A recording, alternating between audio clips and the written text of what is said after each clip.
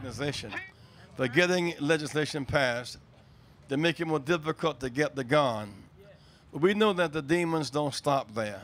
They'll go to a gun shop, they'll wait, ineligible, then someone will go who is eligible, and then sell them to them and say the guns were stolen. So the thieves never stop stealing our children's lives. But today, a big hand for Brother Paul. Hey, thank you. I'm Paul Helmke. I'm president of the Brady Campaign to Prevent Gun Violence, based in Washington, D.C. In a past life, I was mayor of Fort Wayne, Indiana, nearby here, and good to be back in the Midwest. This store behind us had 712 guns that were picked up at crime scenes traced to this store. 712 guns. That was between 1996 and 2000. One of the highest amount of guns in the Midwest traced to this gun store. We don't know why they ended up in crimes. Maybe they didn't do good background checks. Maybe they ignored the fact that there was a straw purchaser, somebody that filled out the forms for the person that really was going to use the gun. Maybe they, quote, lost or had inventory stolen, and a lot of gun stores say that's what happened to it.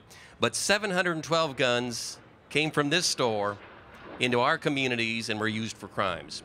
Now, I might mention that this data is a little old. We don't have any new data because the U.S. Congress doesn't let us see those numbers anymore. The U.S. Congress decided that we can't be trusted to know where the crime guns are coming from. In fact, the U.S. House of Representatives Appropriations Committee is supposed to vote this week, this coming week, on whether they're going to keep that secret or not. Now, I think we need to know where the guns are coming from. Yeah. If guns are used in crime, we need to know.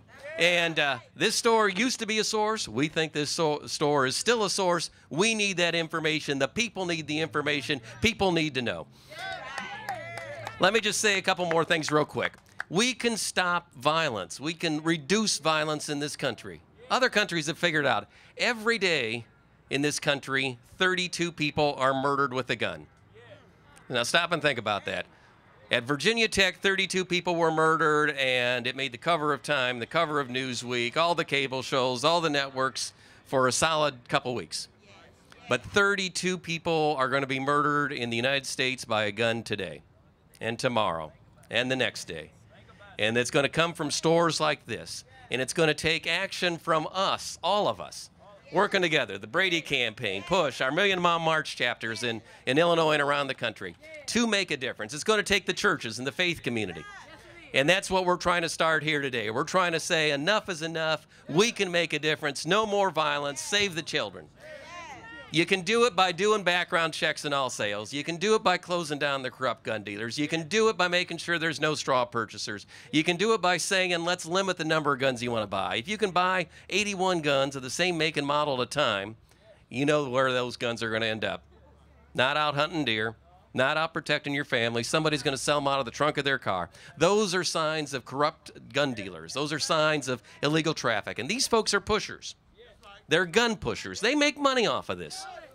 They make the money, we bear the cost. So we do these things. You stop those military-style weapons from coming back into our community. You start saying, you know, if you want a gun for protection and you know what you're doing, if you want a gun for hunting and you know what you're doing, fine.